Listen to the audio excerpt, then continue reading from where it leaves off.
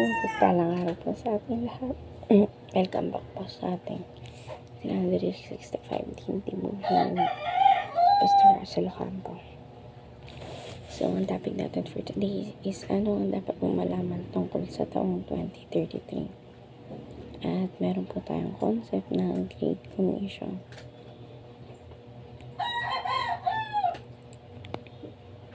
The Great Commission is Jesus' final command to his disciple.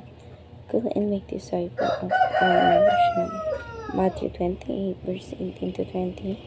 It is not suggestion, it is a mission for every believer. Jesus, with all authority in heaven and in earth, call us to share the gospel, baptize, teach others to follow him, the global call. These global calls begin in our homes, neighborhoods, and daily lives. And makita natin ito sa Matthew chapter 28, verse 18 to 20.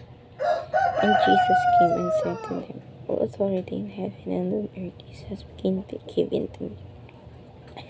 Go therefore and make disciples of all nations, baptizing them in the name of the Father and of the Son and of the Holy Spirit, teaching them to observe all that I have commanded you. And behold, I am with you always to the end of age. Sa Tagalog po. Lumapit si Jesus, sinabi sa kanila, ibinigay na sa akin ang lahat ng kapangyarihan sa langit at lupa. Kaya tumayo kayo, gawin niyo alagad ko ang mga tao sa lahat ng bansa. Bautismo ninyo sila sa pangalan ng Ama at ng Anak at ng Espiritu Santo. Turuan niyo sila sumunod sa lahat ng inuutos sa inyo. Tandaan niyo, ako'y laging kasama niyo hanggang sa katapusan ng panahon. At ngayon naman po share ko yung mga natutunan ko sa naging topic natin for today. Simulan po natin sa teaching. First teaching, the year 2033 marks the 2000th anniversary of the Great Commission. Sa taong 2033 po, nakatakla na po yung sa kalendaryo na na po siya, 2000th anniversary po siya ng Great Commission na binigay sa atin ng Panginoon. Ngayon naman sa third teaching, the Great Commission has accomplished much in past through faithful Christians. So, yung Great Commission po is nakakomplish na po siya ng mga Kristiyano this past few years. Ngayon naman sa third teaching, the Great Commission will continue to succeed through faithful Christians today. So, yung Great Commission daw po ay hanggang ngayon, magko-continue pa rin po sa success dahil sa ating mga Kristiyano.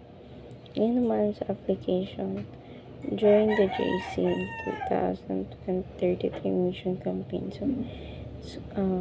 sumali po tayo sa JC ng 2023 sa mission campaign upang sa ganun malaman natin kung ano yung mangyayari sa panahon na yun. Ngayon naman sa second teaching, start a disciple group or micro-churches. So, magsimula na po tayo ng mga Bible groups na kung saan tinatalakay yung salita ng Panginoon.